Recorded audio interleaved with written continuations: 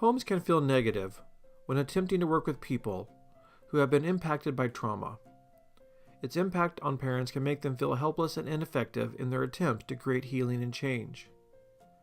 Instead of focusing on changing the person, the entire family can work together to shift the atmosphere of the home through the process of a negativity fast. A fast or fasting means to abstain from something, usually food or drink, for the purposes of creating a dramatic change in one's weight, bad habits, or one's spiritual experience. The common denominator is that the individual is seeking some form of change in the areas where they feel stuck. Now, the idea of going on any type of fast can sound negative to many people, so why not call it a positivity feast if that makes it easier? The goal of this trauma tool is to shift the atmosphere in the home from negative to positive, from hopeless to hopeful, from overwhelmed to resourceful. It won't be easy, but dealing with the impacts of trauma is even harder. When our homes are too cold or too hot, we adjust the thermostat to change the temperature, right? It usually takes only a few degrees up or down to make us feel more comfortable. Even if your home doesn't have central heating or air conditioning, you can make adjustments by opening or closing a window, turning on a fan, or wrapping up in a blanket. The point is, you can make an effort to shift the atmosphere in your home and take care of yourself when you feel uncomfortable. You can do the same thing with the emotional temperature in your home. Before discussing strategies, let's set some ground rules. First, a negativity fast is not about denying that problems exist or an excuse to stuff your feelings.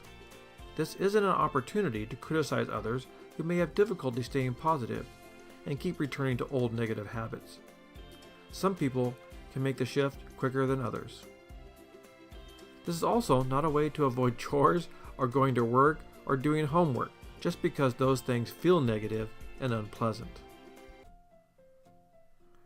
A negativity fast or positivity feast is about dealing with problems in the right way at the right time.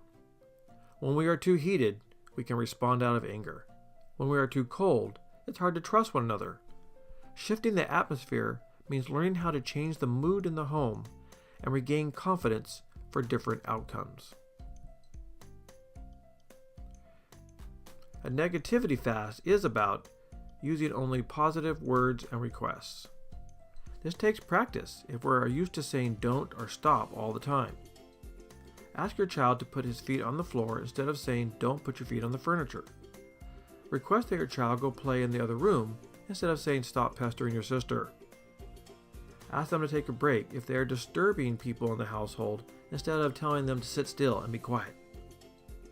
Don't make comparisons with other children when complaining about a behavior. Make the statement about how well behaved one's sister is or how other children can focus and stay on task won't help the child change directions. If the child can't or won't change the atmosphere around him or her.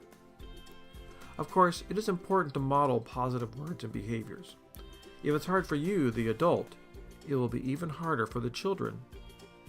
If necessary, give yourself a pep talk before dealing with negativity. Some people are very hard to interact with, and you'll need to get in as much momentum as you can before getting stuck. Another strategy is to control media. What movies, books, shows on television, and social media are family members consuming? Try to shift the atmosphere towards digesting only positive media. You can call this cinema therapy or bibliotherapy if you like. Let's practice this for the next 30 days. If anyone says or does something negative, just ask them to redo it in a more positive way. If they slam the door, ask them to shut it again quietly. In fact, let's practice shutting doors several times just to make sure we really know how to shut the door correctly. Children hate repetition, but this is still the best way to learn new tasks. Avoid power struggles. We cover this common problem between parents and children in the Trauma Toolbox training called The Powerful Family. Work on focusing on problems and not people. Don't take them so seriously, but try to find more playful approaches to difficult problems. Children may hate boring, repetitious tasks, but they love games. Try to turn as many things as you can into a game or weave an unpleasant activity into a daily routine or tradition. Our goal is to help others help themselves and learn to shift their own attitudes and atmospheres.